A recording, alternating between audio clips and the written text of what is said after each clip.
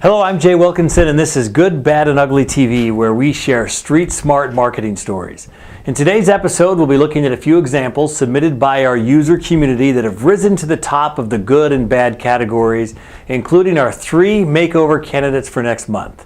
On the good side, we have a print ad for the Smithsonian Institution in Washington, D.C. Yes, that's Smithsonian, submitted by SlickRick. While the Smithsonian certainly enjoys the benefits of notoriety and a significant budget, this is actually a great example of simplicity in concept. It's well designed for a 2-color piece, but the power of this ad lies in one very clever headline contrasting 2 men you wouldn't expect to have anything in common. And as SlickRick notes, it relates well to a younger demographic. Congrats to the Smithsonian on a job well done with this unexpectedly playful campaign.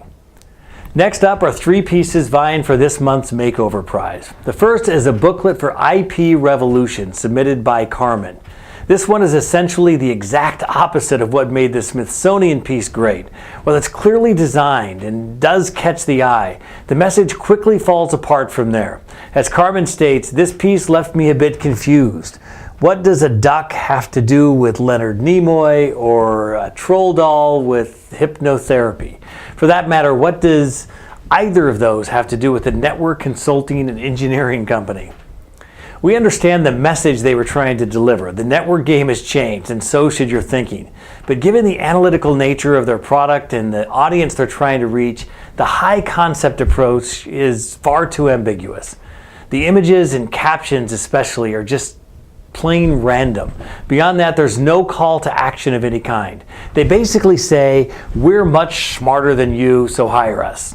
Personally, I got enough of those jerks in my junior high school Mensa club. Our next candidate is a website for Compton Transfer and Storage in Boise, Idaho, submitted by D-Rock. No stranger to hip-hop, D-Rock titled this entry Straight Outta Compton and remarked, "When you think of NWA, you think of ghetto, and this website looks ghetto, or whatever an Idaho ghetto looks like."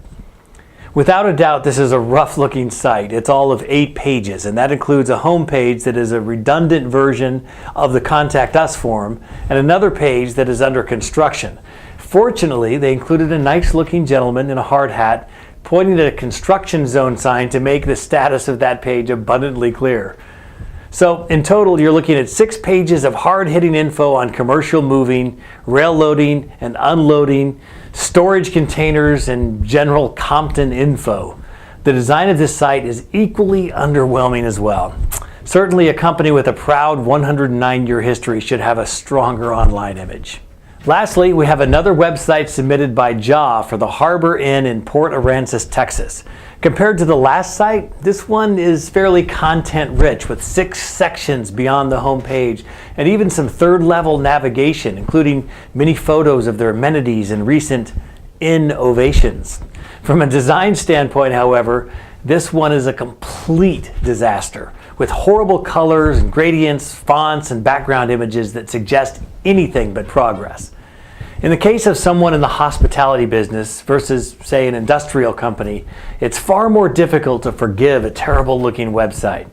This site is their first welcome to potential guests and their only real chance to show off the accommodations visitors can expect if they come and visit. When a site looks this bad, however, it's difficult to shake the image of amateurism. From the look of things, they've spent a lot of money renovating their hotel over the last few years, and it's time they did the same thing for their online home. Well, there you have it. 3 makeover candidates that could use a little TLC. R.I.P. to Lisa Left Eye Lopez. When you have a free minute, I encourage you to log into goodbadandugly.tv, take a look at these examples, comment on them yourself, and vote for your favorite. Special thanks, as always, go out to audible.com and to our makeover sponsor, Firespring. Thank you for watching today's episode. For Good, Bad, and Ugly TV, I'm Jay Wilkinson. Until next time, may all your marketing be good.